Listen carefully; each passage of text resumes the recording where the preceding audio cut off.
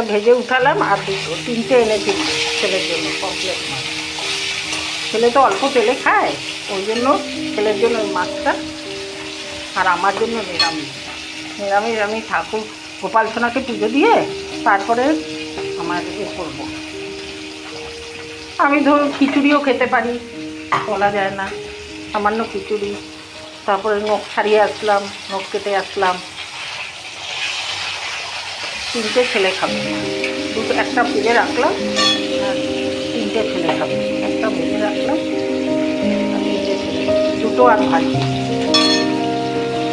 আমার নিরামিষ গ্যাস আছে।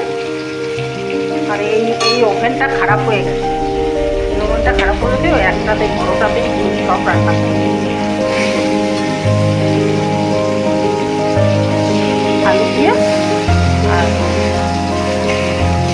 আলু দিয়ে জিরে জিরে বাটা দিয়ে একটু তার মধ্যে আদা দেবো, দিয়ে রান্না করবো।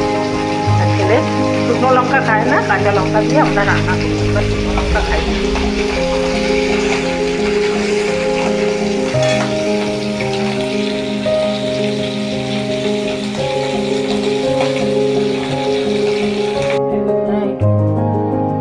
জিরে দিলাম,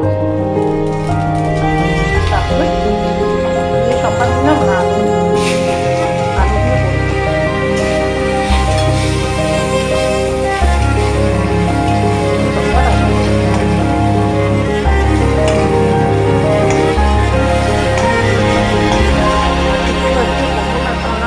আমার আলাদা আবার রান্না আছে, ছেলের জন্য আলাদা করে দিলাম।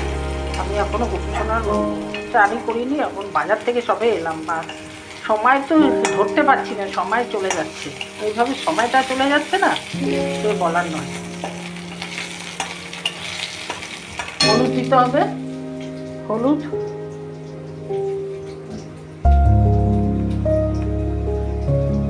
হলুদ দিচ্ছি, নুন দিচ্ছি,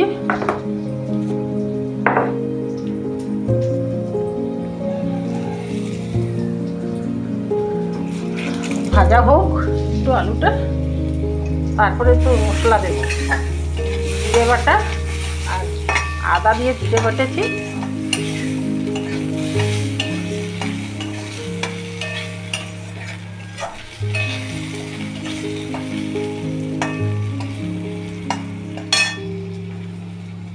এটা তো অন্য রান্না করা যায় না, এমন একটা মাছ। ওই মাছ এমনিতে মানে সর্ষে ফর্ষে হয় না, এটা শুধু জিরে বাটা আর একটু আদা আর দুটো কাঁচা লঙ্কা আমি ওর মধ্যেই বেটে দিয়েছি।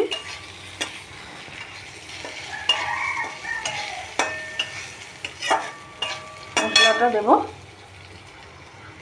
খুব কম মশলা খায় ছেলে।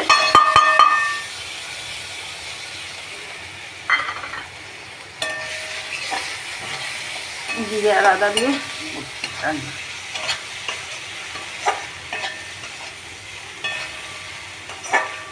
ভাজাটা হোক, আমি কাটছি তাহলে। পমফ্রেট মাছের রেসিপি তৈরি করলাম।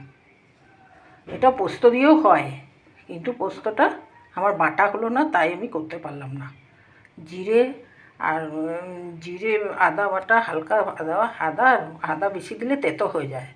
জিরে হালকা, আদা হালকা দিয়ে এই ঝোলটা পাতলা ঝোল করলাম আলু দিয়ে।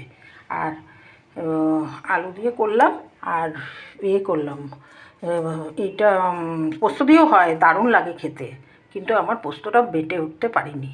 ওই জন্য যা সামনে ছিল তাই করলাম, কারণ আমার নিজের রান্না আছে, গোপুসোনারকে খেতে দিতে হবে, সবই আমার একা হাতে, ওই জন্য আমি করতে পারলাম না। ঠিক আছে, রাখছি তাহলে, আবার দেখা হবে। আবার